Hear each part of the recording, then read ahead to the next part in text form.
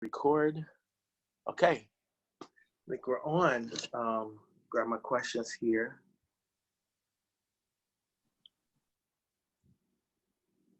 Well, first, good afternoon. This is Good Christopher. afternoon. I want to thank you, Wing, for giving me this platform to be able to interview you.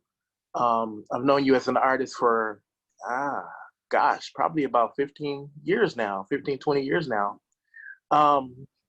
Wayne Young Huey is international photographer, graduated from the University of Minnesota in 1979.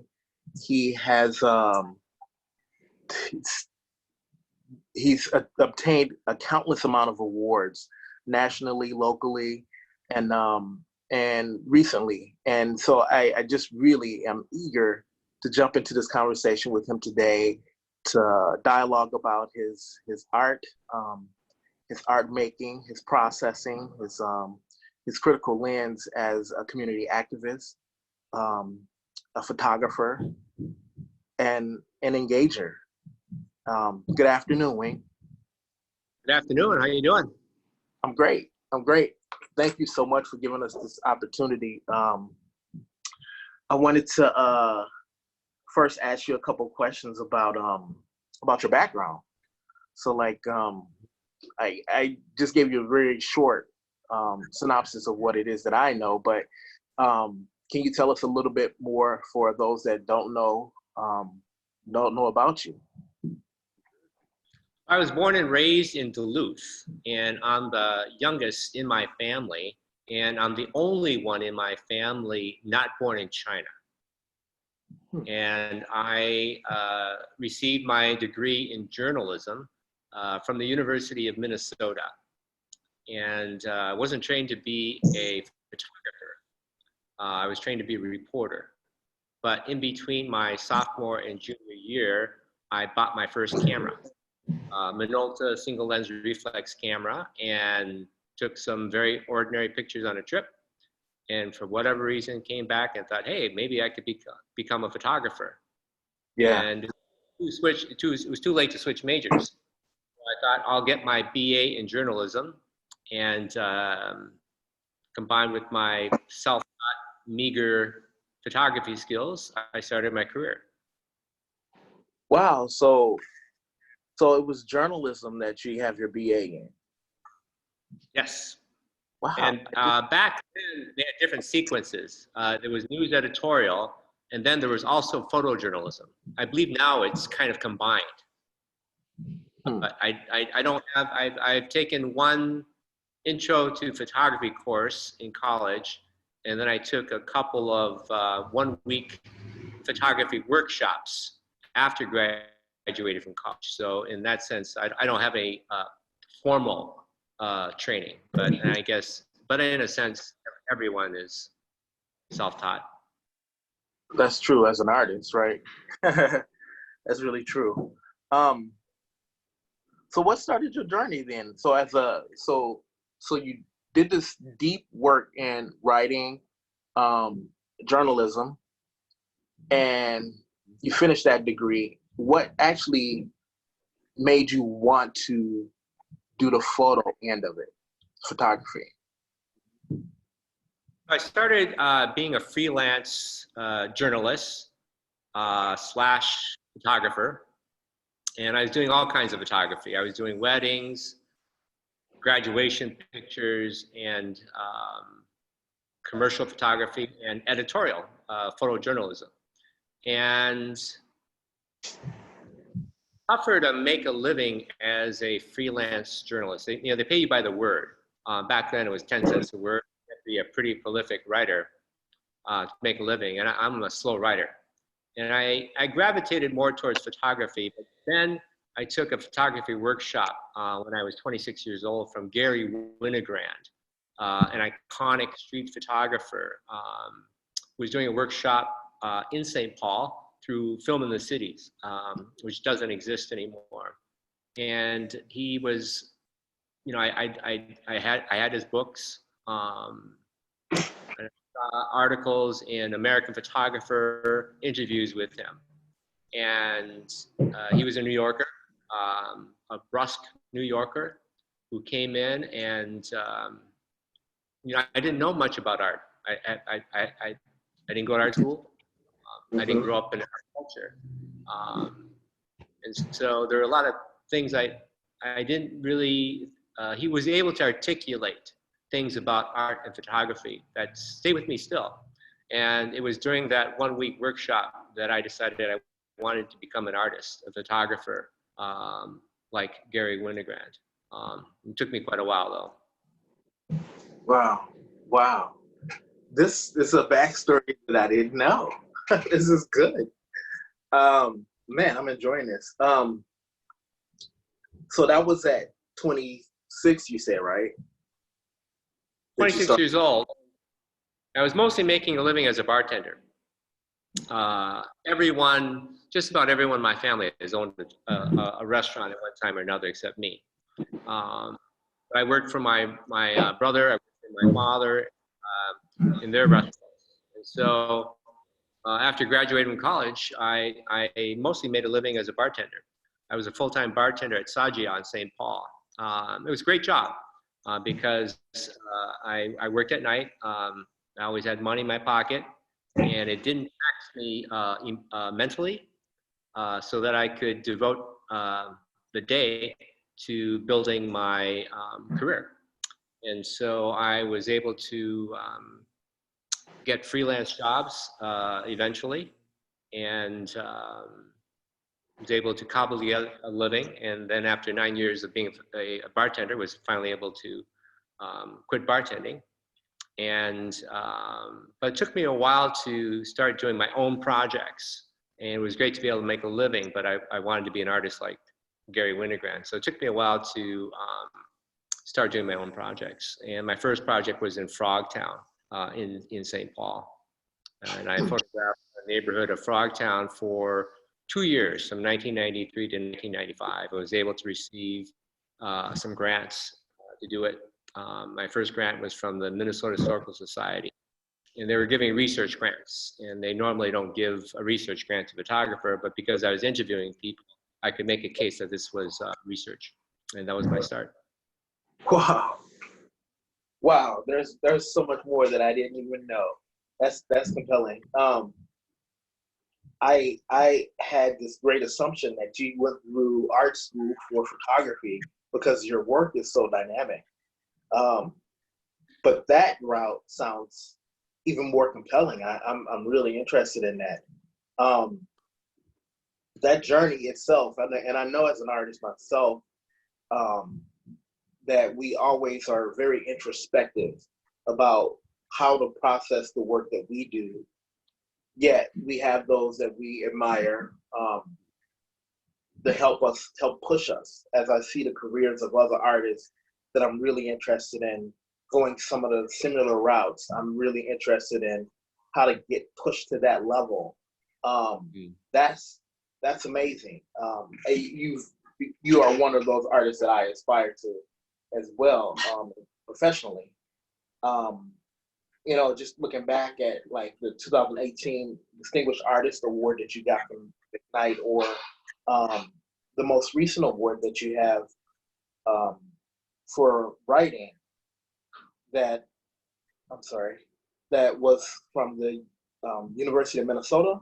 Was that from the Hubbard School over at the University of Minnesota, or was that the That was the Hubbard School of Journalism. Of journalism? That's what it was. Okay. Yeah, that's impressive. That even as you go back to your core of writing, that is reflective in your work as a photographer. That's pretty amazing. Did you want to talk about that award a little bit? Yeah, I think that everything that all my projects, I feel are a form of journalism. Yeah, we talked a little bit last week about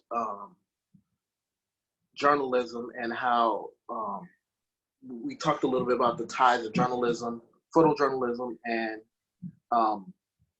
the work that you do that really inspires a different perspective for the viewer.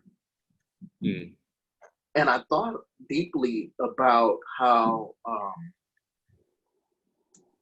some of the work that I see um, in old like geographic magazines, um, in comparison to the work that you would do, it's different.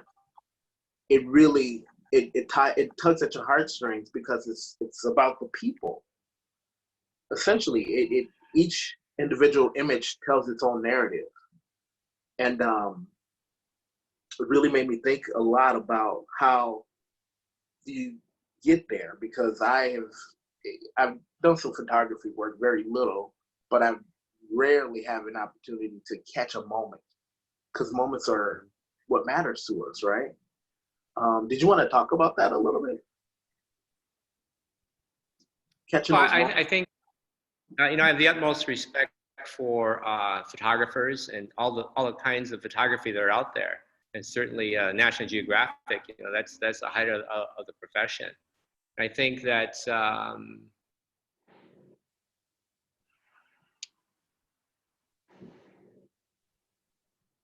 I think it's hard for me to define what it is that I do. My career and style, focus, the ways that I photograph have shifted over the years. And I think that being a commercial photographer, I mean, that's a tough job. And so defining what a good photograph is, Mm-hmm. is my definition of it has changed over the years. And in a sense, I try not to define it. And so I think that in the beginning, wanting to be an artist and having this idea of what an artist is, and it took me a long time for me to even call myself an artist, because I feel like I didn't even know what that meant.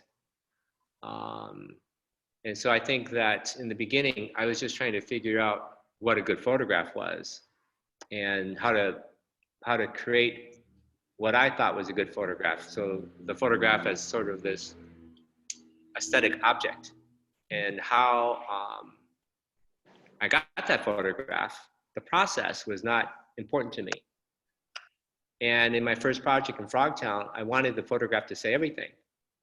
But then people said such interesting things. I thought, well, I'll bring my tape recorder. And at first I didn't want any titles, I didn't want any words. And then I started adding quotes. And then I can see that with Chineseness, my most recent book, my seventh book,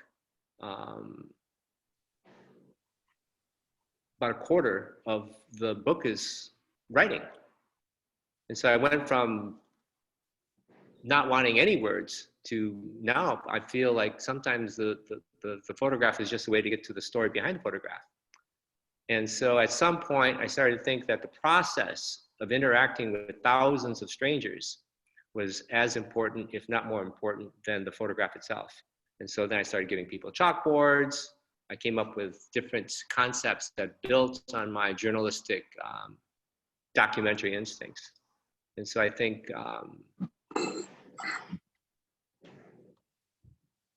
so I'm always interested to how people respond to my photographs and from different projects, because the photographs I did, the way I photographed in Frogtown is quite a bit different than the way I photograph now. I think there's some similarities too, but I don't know. In some ways I don't think about too much about how this compares with that, and I'm just always trying different things.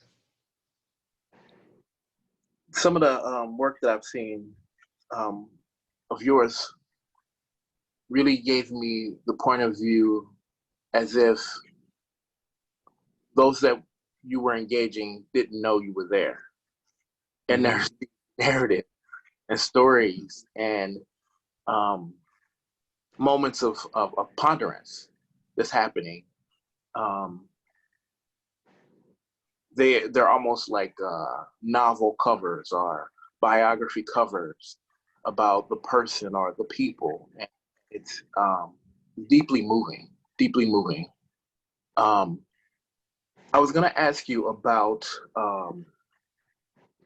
your work that you're most interested in doing, that you're currently doing, and or the work that you're about to engage in doing, that you're most interested in doing.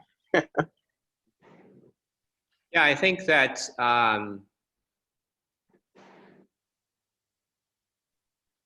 if you had asked me early in my career, my idea of a good photograph, I thought that the best photographs are the ones that look as though they took themselves, as though the photographer was not there. And almost all the people that I photographed, I talked to first. A lot of people I just walk up to on the street, and I met people in all kinds of ways. But almost all the photographs I've taken, I talked to the person first, unless it was like a public event. And then each encounter is different. I mean, it's a bit of a dance. Sometimes I'm leading, sometimes they're leading, and you always, you're clicking away, but at the same time, I'm trying to frame this reality in front of me and translate it into the set of two-dimensional facts that we call photograph. So I think in some ways I'm trying to be small and allow the person to be who they are. Sometimes I'll offer suggestions, but I never pose people. But I'm doing that more now. Not posing, but I feel at some point I felt, how do I make this process interactive? How do I not impose my idea of that person onto that person? Mm-hmm. How do I make it really a collaborative process? And so in Chineseness, I'm wearing other people's clothes. I'm wearing the clothes of Chinese men whose lives I could have had.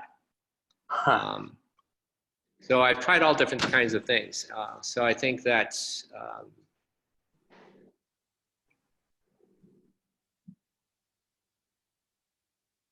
right now I'm working on a educational resource called What Do You See? And I give a lot of presentations in schools. And when I tell students that I have photographed thousands of strangers, for the most part, their reaction is, that is creepy. And so I feel, we are the strangers. Yeah. And so I do something called What Do You See? And I show them a photograph that I've taken. And I choose photographs that are ambiguous. And I know that people are going to see quite different things. And so how do you have a discussion about point of view that is not confrontational? I tell students that I believe there is no right or wrong interpretation. I like to take photographs that are like life, full of suggestion, open to interpretation, because we photograph each other every day in our minds. And how much of how we see each other is shaped by all of those images from mass culture. And how much of how we see each other is driven by direct experience, face-to-face conversations. And so I have students to have a conversation or do a writing exercise on what they see in my photographs. What emotions do you feel? What do you think is going on? Mm-hmm. What do you relate to? What do you not relate to? Write a poem, write an essay, write a story based on what you see. If this were a movie poster, what do you think the movie is about? And so then after the discussion, then I reveal a backstory about the photograph that will complicate, challenge, and hopefully illuminate your perceptions. And the idea isn't to guess the backstory, because the backstory is just another point of view. It's my point of view. Or I interview the people in the photographs. The idea is to open you up to points of view you hadn't considered. I'm just as biased as anyone. And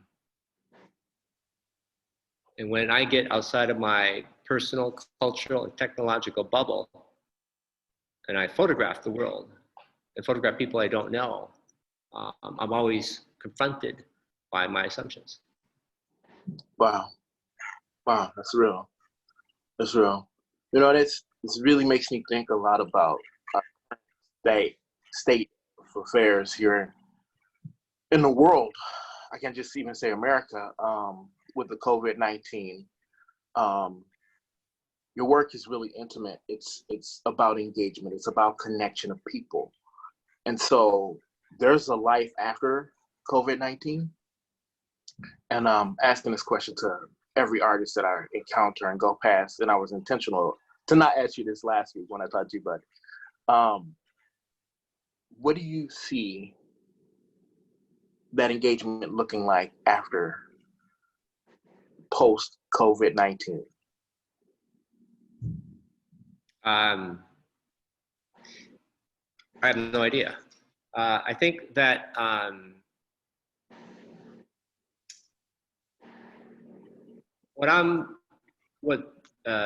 what interests me as a photographer is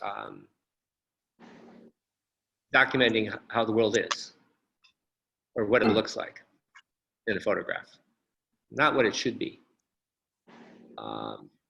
So I think that who knows what the world is going to be like. I mean, the world, it's changing day by day. And so I think, who knows what the new normal is? I don't try to predict the future. So I think that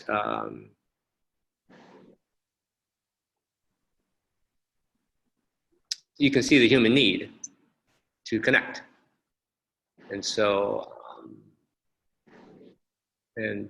connecting virtually and connecting face to face. Is this the new face to face, what we're doing now?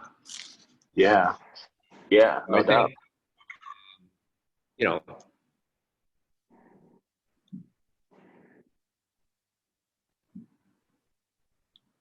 So how will this affect society?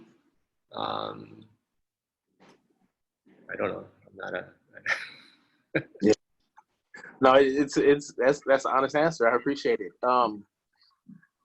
I was reading this Time Life magazine yesterday online, and there's these illustrations that were put out of images, projected images 100 years from now, and that was in it was like at the beginning, like almost 100 years ago. And there was these cell phones that people had created in the illustrations that were, it was actually a cell phone. You can see images of people talking to each other, like it was pretty cool. But there was a lot of what the images looked like still spoke to that time, and that's just interesting. Even as I think about some futuristic movies and that is taking place years before its time, there's always that. I got one more question for you. So there's a lot of up and coming young artists all over and around us, and I believe that artists are the leaders of tomorrow.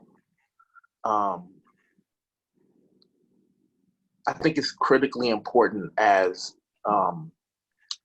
leaders in our community to be able to speak to those younger artists, talk about things that they should be considering. And I'm wondering if you have some considerations that you feel like are very important and pertinent to the up and coming photography community that's coming up behind you.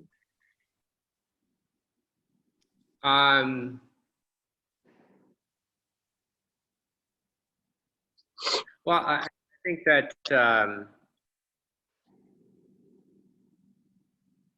it took a long time for me to do what I wanted to do.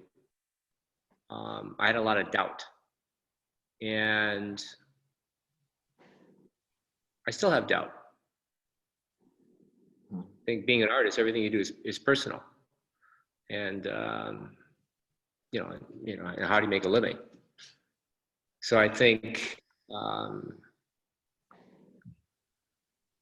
when I took that workshop from Gary Winogrand, I that's when I decided I wanted to become a photographer. But I didn't really know what that meant. And it took a long time for me to actually decide. All those, I mean, you know the feeling of not doing the thing you want to do. And every day that goes by and you're not doing the thing you want to do, it eats at you. And there are a lot of reasons not to do the thing you want to do. You know, I'm not good enough. I don't have the talent. I don't have the resources. I don't have the knowledge. I don't have the right education.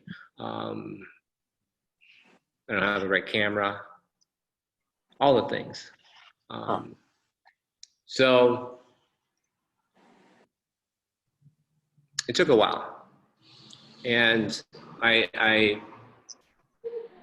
after, you know, at some point, you know, I wanted to just not think about it.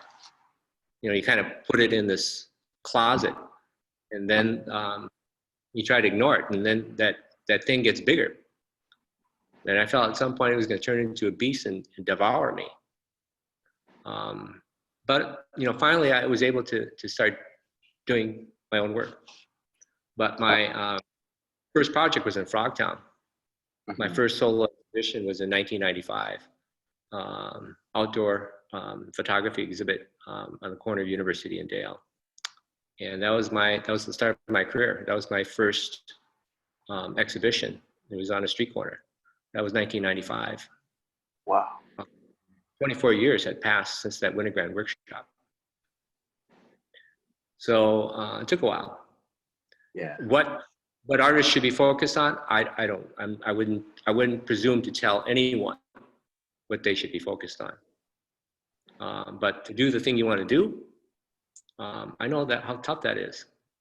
And in some ways, in the beginning, I thought everything I did was good. Now I feel like everything I doubt everything that I do. And so, I do. right? It gets harder. You know, I think sometimes it's, you know, I mean, it's tough to have a long career. So I've been able to be productive, and hopefully I've got some good work ahead of me. So I would say that whatever it is that challenges you and prevents you from doing it, that's the thing you got to address. And for me, I think getting rejected. You have to accept rejection, because that's one thing you're going to get rejected, and you can't take it personally. And you have to learn from it. I mean, some of that, not a lot of you can ignore. I mean, but some of it's good. It's good to know why you got rejected. And I think the one thing I've learned is that I made this big dream in my head, and the dream was too big, and I thought it would just swallow me up.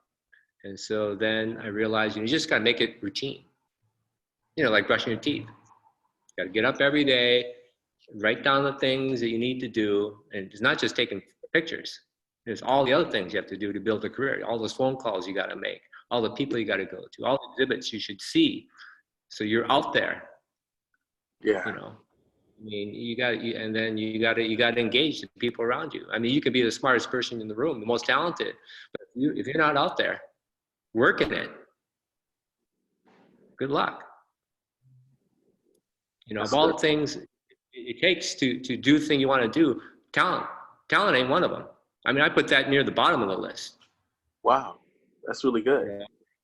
I think you need to, you know, I mean, you can always get better at what you do, you know, whatever kind of art you do, but you got to do it every day. You got to make it routine. If you're waiting for inspiration to come through that window, hit you in the head, good luck. My favorite quote is from Chuck Close. Inspiration is for amateurs. Wow. Yeah. Wow, that's good. That's good. Thank you. Well, I appreciate this time. We're at our 33-minute mark actually right now. This was amazing. I really appreciate all of your words of wisdom and giving us some backlog of your history. What I'm gonna do is make sure that I have some of your last 3 books posted with this video on our website, on the Rojo page and our artist page, and we will catch you later. Thank you. Take care. Stay Yes, safe and sane. yes, you too. You too. All right. Thank you. Yes. All right. So now I have. Do you want to stop cloud recording?